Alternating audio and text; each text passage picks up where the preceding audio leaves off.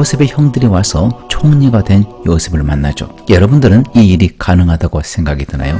애굽으로 곡식을 사러 오는 수많은 이웃나라 사람들이 있었는데 요셉이 그 많은 외국인들을 직접 만날 수는 없었죠.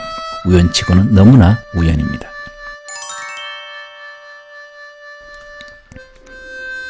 창세기 42장 6절입니다.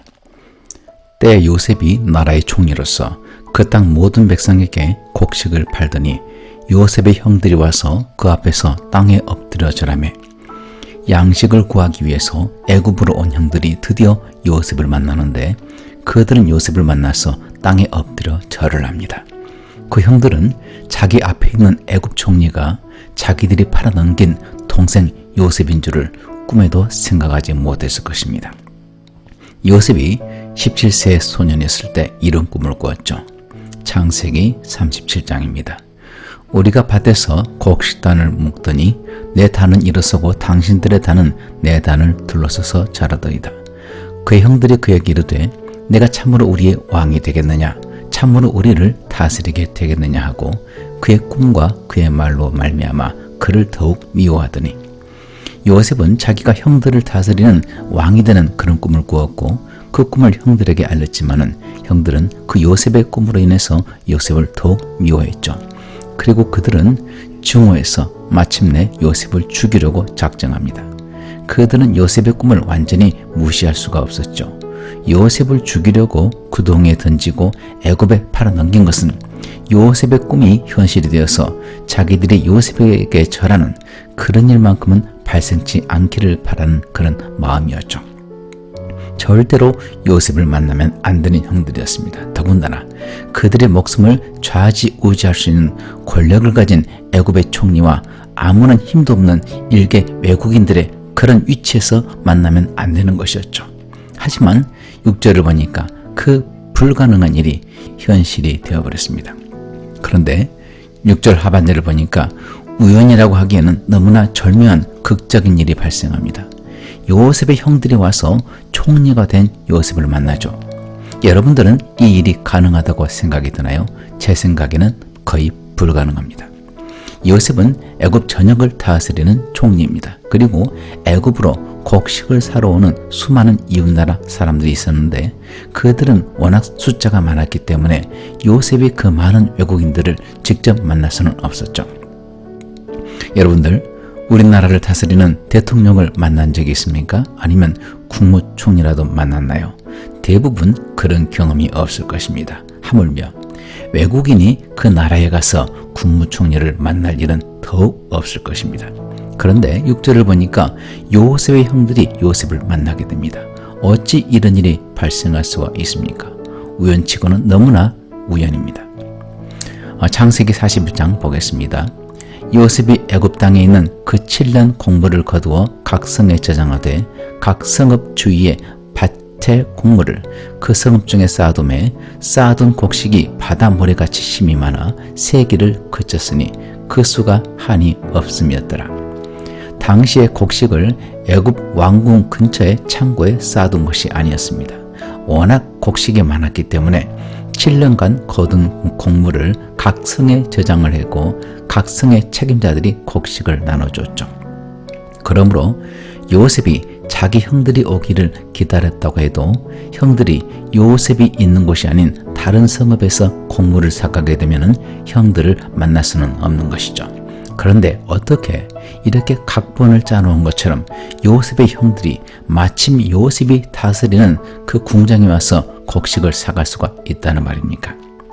야살의 책에는 이 질문에 관한 답이 기록이 되어 있습니다. 요셉이 애굽으로 들어오는 국경에 보초병을 두어서 이렇게 지시하였다. 곡식을 사기 위해 오는 사람은 그의 이름과 아버지의 이름, 할아버지의 이름을 적기 전에는 들어올 수가 없다. 이름을 낮에 적고 그들의 이름을 저녁에 나에게 보내어 내가 그들의 이름을 확인하겠다. 요셉은 참으로 철저한 사람이죠. 형들이 곡식을 사러 왔어도 그 많은 외국인들 중에 애굽을 통치하는 총리인 자신이 형을 만나지 못할 것은 자명한 일이었습니다. 때문에 곡식을 사러 오는 사람의 이름뿐만 아니라 아버지와 할아버지 이름까지 적어서 그들의 이름을 저녁에 요셉에게 보고 들어갔습니다. 아버지와 할아버지 이름까지 동일한 그런 동명이인의 사람은 없을 터이기 때문에 만일 형들이 아버지의 이름인 야곱, 할아버지의 이름인 이삭을 적는다면 이는 틀림없는 요셉의 형들일 것입니다. 7절입니다. 요셉이 보고 형들인 줄을 아나 모르는 체하고 엄한 소리로 그들에게 말하여 이르되 너희가 어디서 왔느냐? 그들이 이르되 곡물을 사려고 가나안에서 왔나이다.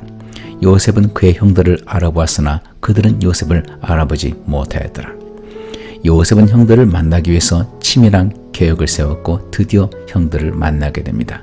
하지만 웬일인지 형들을 아는 척하지를 않죠. 엄한 소리로 형들에게 말하는데 여기서 엄한이라는 말은 히브리어로 카세라고 부르고 맹렬하다, 가혹하다, 엄격한 그런 뜻을 가지고 있죠. 어린 소년이었던 자신을 구덩이에 던져서 죽이려고 했습니다. 수없이 살려달라고 간청했는데 결국 애굽의 노예로 팔아버렸죠. 그로 인해서 남의 집 종살이를 해야 됐고 억울하게 옥살이까지 했습니다. 죽음의 고비도 여러 번 넘겼겠죠. 그런 고초를 당한 요셉이 자기를 이 지경까지 오게 했던 형들을 만난 것입니다. 요셉의 입장에서 믿음이 좋아서 이 모든 것이 자기를 애굽의 총리로 세우기 위한 하나님의 섭리라 여겼다 할지라도 형들에 대한 감정은 쉽사리 해결할 수가 없었을 것입니다. 하지만 그렇다고 형들의 잘못을 따라서 심판을 한다면 형들은 살아남기가 어렵죠. 따라서 이 엄한 소리로 형들에게 말한 요셉을 볼 때 요셉은 형들을 응징하고자 하는 그런 마음과 그들의 잘못을 깨닫도록 시험하는 마음을 함께 가지고 있었을 것입니다.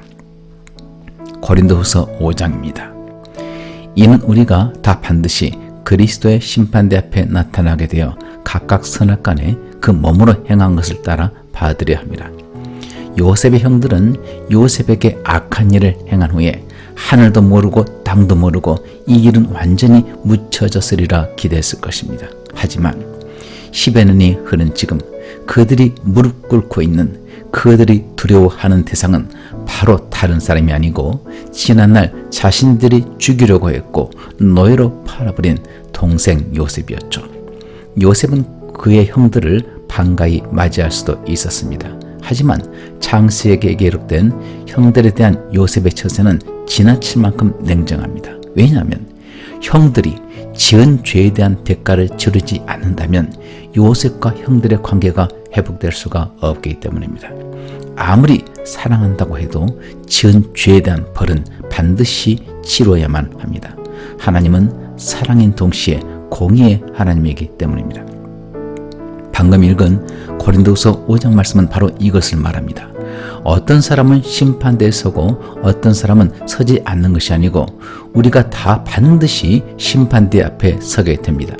여기서 말하는 우리는 주님을 믿지 않는 지옥으로 가는 그런 사람들이 아니고 예수님을 구주로 시인한 그리스도인을 뜻하고 있습니다. 하나님을 믿지 않는 사람들의 심판에 관한 메시지가 아니고 예배당에 와서 찬송도 하고 기도도 하고 말씀까지 듣는 바로 우리 믿는 사람에게 하시는 메시지입니다. 야곱의 아들들 요셉의 형들이 심판대 앞에 섰습니다. 그들이 그 옛날 잘못한 그 죄에 따른 벌을 톡톡히 당하게 됩니다. 그들은 애굽 옥에 갇히게 되고 형제들이 헤어지는 아픔을 당하고 눈물로 호소하고 지난 잘못을 회개하는 그런 과정을 거침으로 훗날 요셉과 관계가 회복이 되죠. 요셉의 형들에게 죄에 따른 벌이 닥쳤듯이 이스라엘 백성에게 하나님의 무서운 심판이 닥쳤듯이 믿는 우리들에게도 반드시 하나님의 심판은 임합니다. 입술로는 하나님을 찬양할 수도 있고 기도할 수도 있습니다. 하지만 하나님께서는 입술이 아니라 우리 몸으로 행한 대로 심판하십니다. 이 한 주간 여러분은 몸을 어디에 두었습니까? 혹 육체의 쾌락에 몸을 맡겼습니까? 아니면 로마서 12장 말씀과 같이 몸을 하나님이 기뻐하시는 거룩한 산 제물로 드렸습니까?